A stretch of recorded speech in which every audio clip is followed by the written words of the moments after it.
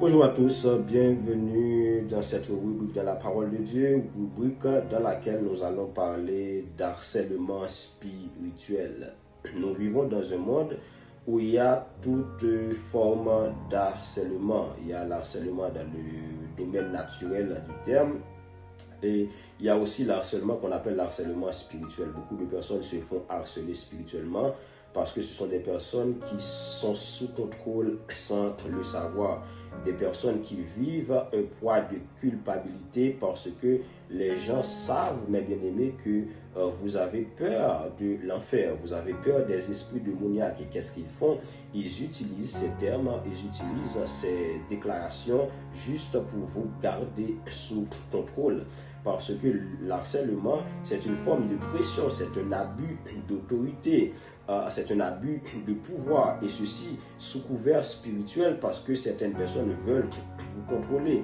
Et le harcèlement peut causer beaucoup de dégâts spirituels, dégâts émotionnels et dégâts psychologiques et même dégâts environnementaux. Aujourd'hui, nous avons des enfants qui sont déconnectés de leur maman, de leur papa. Nous avons des personnes qui ont déjà quitté le foyer. Nous avons des maris, nous avons des femmes divorcées juste parce que sous couverture spirituelle, un homme a déclaré une chose, une femme a déclaré une chose, une prophétesse, un prophète, quelqu'un a déclaré une chose, soi-disant de la part de Dieu, et ça a créé un dysfonctionnement dans la famille, ça a brisé la relation et aujourd'hui les personnes sont déconnectées. Pourquoi? Parce que le harcèlement spirituel peut causer beaucoup de dégâts. Il y a des personnes qui donnent le droit à n'importe quel leader d'interférer dans leur vie spirituelle, dans leur intimité, mes bien-aimés. Il faut savoir faire la différence entre votre intimité et votre vie spirituelle.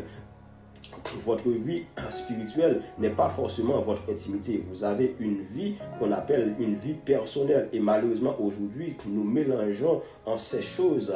Nous voyons des personnes qui donnent le droit à un leader de prendre des décisions en ce qui concerne leur mariage, en ce qui concerne leur travail, en ce qui concerne les décisions qu'ils doivent prendre dans la vie. Mes bien-aimés, c'est bien d'avoir un guide spirituel, des conseillers, des personnes à qui vous pouvez poser des questions et qui vont vous mettre sur la bonne direction.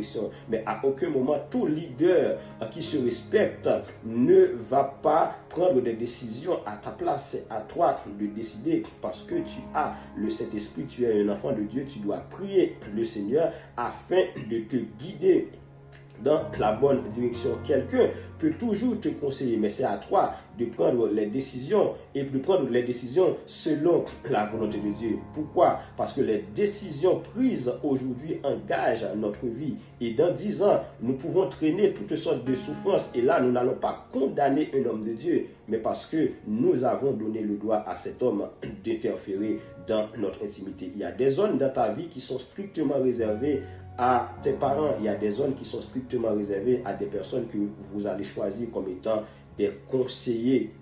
Mais bien aimé, et si vous agissez ainsi, vous allez vivre une vie chrétienne épanouie et non pas une vie chrétienne sous contrôle et non pas une vie chrétienne manipulée et non pas une vie chrétienne piratée. Et voilà pourquoi aujourd'hui, nous avons toute forme de manipulation. Il y a la manipulation prophétique. Sous la base de Dieu m'a dit, beaucoup de personnes prennent des mauvaises décisions. Beaucoup de personnes sont en attente aujourd'hui parce qu'un prophète a déclaré telle ou telle chose, une prophétesse a déclaré telle ou telle chose. Et sans consulter Dieu, des personnes se trouvent en attente, à attendre une promesse qui va s'accomplir dans leur vie. Mais mes bien-aimés, il faut savoir que Dieu nous a donné le don de discernement. Et si vous ne l'avez pas, il faut prier le Seigneur afin de vous donner le don de discernement pour pouvoir discerner les prophéties, discerner les paroles, les déclarations qui ne sont pas vraiment de la volonté de Dieu, afin que Dieu lui-même, il vous parle. Et voilà pourquoi dans 2 Corinthiens chapitre 1er, le verset 24, Paul dit aux Corinthiens, nous n'avons pas dominé votre foi, mais nous contribuons à votre joie. Pas dominer votre foi, mais contribuer à votre joie, car vous êtes ferme dans la foi.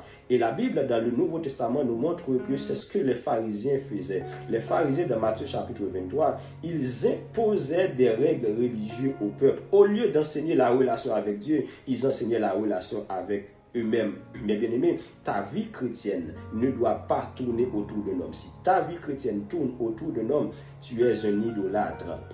Si ta vie chrétienne tourne autour d'un homme, alors tu vas vivre la confusion, tu vas vivre la dépression, tu vas vivre la dépendance spirituelle, tu vas vivre l'isolement et à ce moment tu es piraté sans le savoir, à ce moment tu es sous contrôle, tu es harcelé sans le savoir. Je déclare dans le nom de Jésus que le Seigneur te libère de toute forme d'harcèlement, toute forme de manipulation dans le nom de Jésus-Christ.